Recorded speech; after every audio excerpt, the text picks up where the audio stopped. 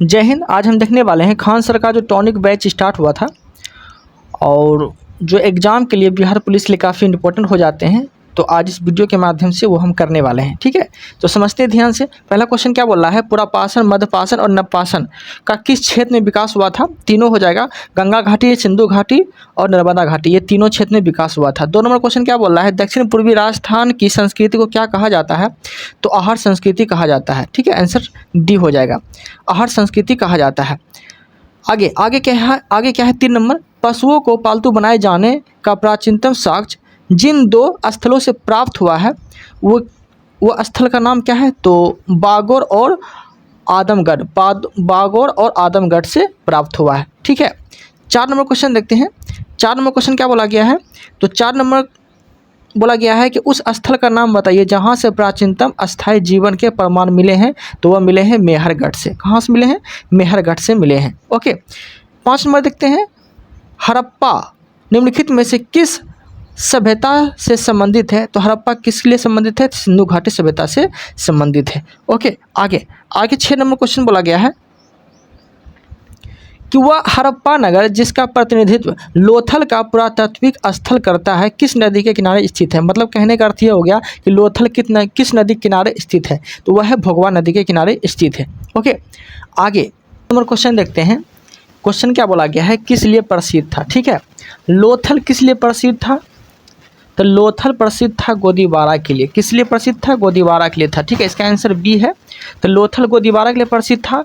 कालीबंगा किस लिए प्रसिद्ध था? तो कालीबंगा प्रसिद्ध था जुता हुआ खेत के लिए। धोलावीरा किस लिए प्रसिद्ध था? तो धोलावीरा प्रसिद्ध था हड़प्पन लिपि के बड़े आकार के 10 चिन्हों वाला एक शिलालेख मिला था। ठीक है, बनवाली किस लिए प्रसिद्ध था? तो बनवाली प्रसिद्ध था पक्की मिट्टी की बनी हुई हल्की आकृति मिली थी। ठीक है, बनवाली से, इसलिए वो प्रसिद्ध था।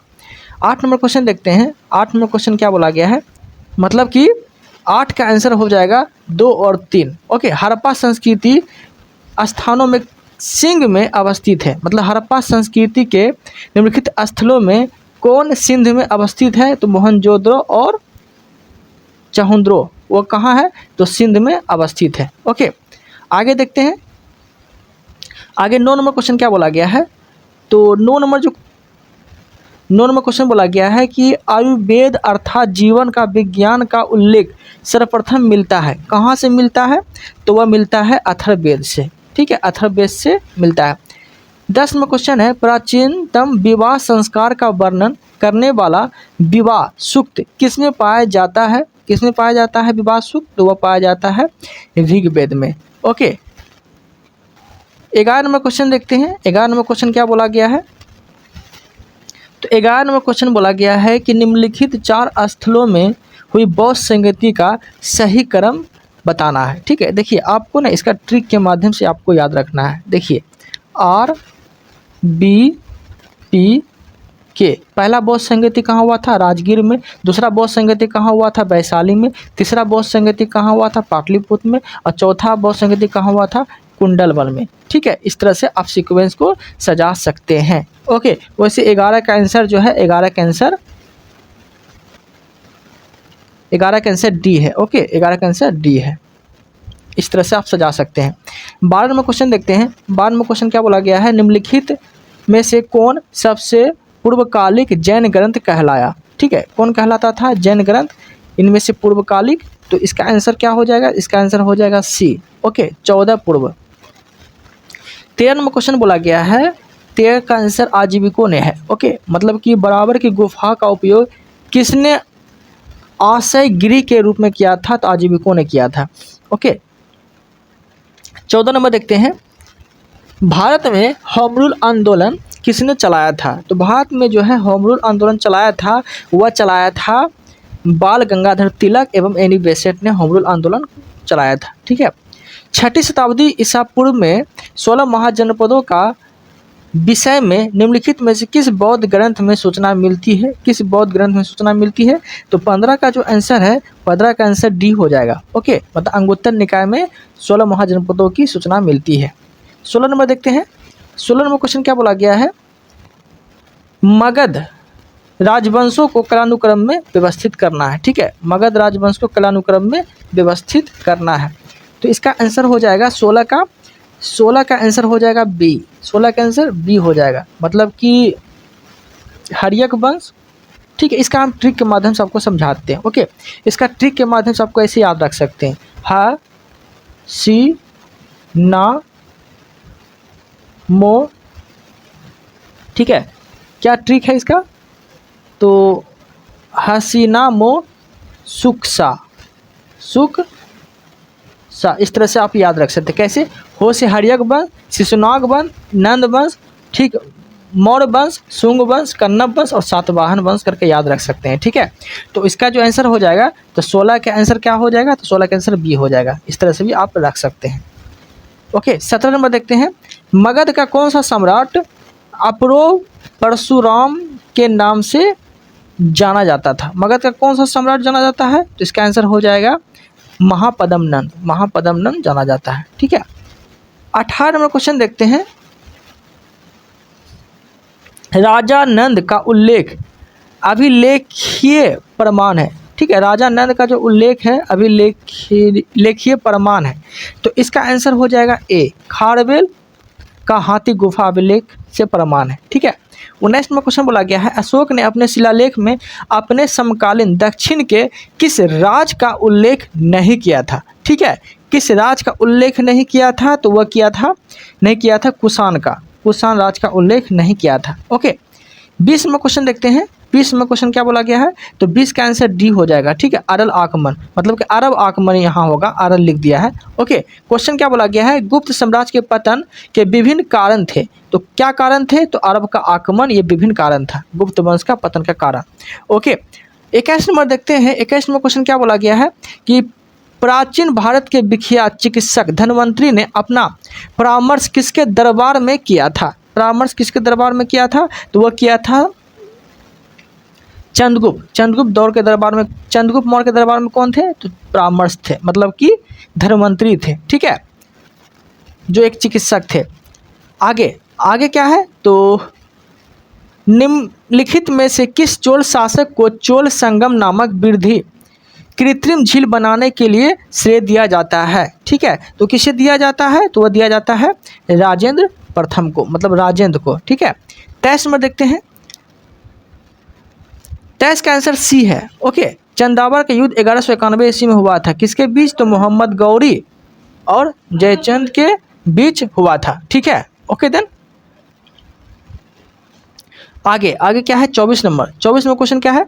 निम्न मुस्लिम बादशाहों में से किस एक ने मूल्य नियंत्रण पद्धति को पहली बार लागू किया था? तो इसका आंसर क्या हो जाएगा? तो इसका आंसर हो जाएगा ए, अलाउद्दीन खिलजी। अलाउद्दीन खिलजी ने मूल्य नियंत्रण पद्धति लागू किया था। 25 नंबर देखते हैं। 25 नंबर क्या बोला गया है? कृष्णदेव राय के दरबार में अष्टदिग्गज कौन थे? कृष्णदेव राय के दरबार में अष्टदिग्गज कौन थे? तो वह थे कृष्णदेव राय के दरबार में अष्टदिग्गज कौन थे? तो मतलब कि 8 तेलुगु कवि थे। ठीक है, 8 तेलुगु कवि थे कृष्णदेव राय के दरबार में। ठीक है, इसलिए तेलुगु साहित्य का जो है युग कृष्णदेव राय को दरबार को कहा जाता है। विजयनगर साम्राज्य के वित्तीय व्यवस्था की मुख्य विशेषता क्या थी? तो विजयनगर साम्राज्य की जो मुख्य व्यवस्था थी वो क्या थी? तो वह थी भू राजस्व। क्या थी? भू राजस्व थी। 27 नंबर क्वेश्चन देखते हैं। 27 का आंसर सी है। ओके, शेरशाह सूरी हो जाएगा। क्वेश्चन क्या बोला गया है? किस सुल्तान ने पहले हजरत आला की उपाधि अपनाई और बाद में सुल्तान की? तो वह शेरशाह सूरी। ठीक है, इसी ने काबुलियत एवं पट्टा की शुरुआत किया था, याद रखिएगा। 28 नंबर क्वेश्चन देखते हैं। 28 नंबर क्वेश्चन क्या बोला गया है? तो 28 नंबर क्वेश्चन बोला गया है, किस राजपूत शासक ने मुगलों के विरुद्ध निरंतर स्वतंत्रता का संघर्ष जारी रखा और समर्पण नहीं किया? ठीक है, कौन समर्पण नहीं किया था मुगलों के विरुद्ध? तो वो कौन नहीं किया था? तो आंसर हो जाएगा बी। ठीक है, आंसर क्या हो जाएगा? बी। और बी में क्या दिया गया है? तो बी है मेवाड़। मेवाड़ का चंद्रसेन ने ये मुगलों के सामने आत्मसमर्पण मतलब नहीं किया था। ठीक है, 29 नंबर देखते हैं। मुगल प्रशासन में मदद ए मास इंगित करता है। मदद ए मास इंगित करता है किसके लिए? तो वह करता है विद्वानों को दी जाने वाली राजस्व के लिए मदद ए मास इंगित करता है। ओके देन आगे क्वेश्चन क्या बोला गया है? तो इसका आगे जो आंसर क्वेश्चन बोला गया है इसका आंसर पुर्तगाली हो जाएगा। ठीक है, क्वेश्चन क्या है? तो को बंगाल की खाड़ी में समुद्री लूटपाट के लिए किसने अड्डा बनाया था? तो पुर्तगालियों ने अड्डा बनाया था। ठीक है, पुर्तगालियों ने ही अड्डा बनाया था। आगे क्वेश्चन क्या है? 31 नंबर। 31 नंबर क्वेश्चन क्या बोला गया है? तो 31 का जो है आंसर सी हो जाएगा। और क्वेश्चन क्या है? किसने अकाल तख्त की स्थापना तथा नगाड़ा बजाने का प्रारंभ किया था? तो हरगोविंद ने किया था। ठीक है, हरगोविंद, सिख हरगोविंद ने किया था। निम्नलिखित में से किनके बीच बांडीवास का युद्ध हुआ था? तो किनके बीच जो है बांडीवास का युद्ध हुआ था? तो आंसर हो जाएगा ए, ब्रिटिश, मतलब कि ब्रिटिश और सैन के बीच। ब्रिटिश का मतलब हो गया अंग्रेज और फ्रांसीसी के बीच। ठीक है, फ्रेंच मतलब हो गया, यहाँ फ्रेंच होना चाहिए, फ्रेंच लिख दिया है। तो अंग्रेज, इंग्लिश लिख देते हैं, इंग्लिश और फ्रांस के बीच, दोनों के बीच जो है बांडीवास का युद्ध हुआ था। हुआ कब था?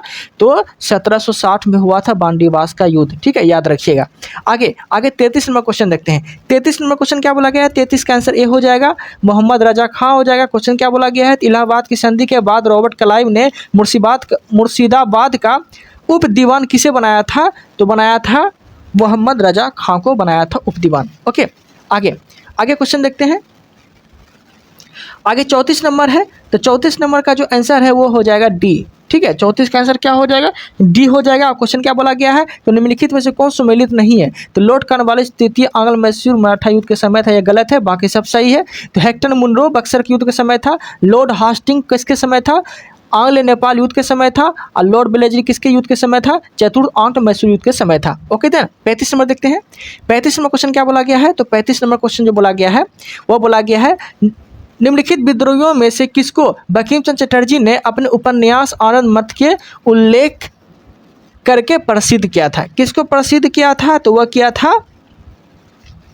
सन्यासी विद्रोह को प्रसिद्ध किया था। ठीक है, क्वेश्चन क्या बोला गया है? क्वेश्चन बोला गया है कि निम्नलिखित विद्रोहों में से किसको बंकिम चंद्र चटर्जी ने अपने उपन्यास आनंद मठ में उल्लेख करके प्रसिद्ध किया था? तो वह किया था सन्यासी विद्रोह को।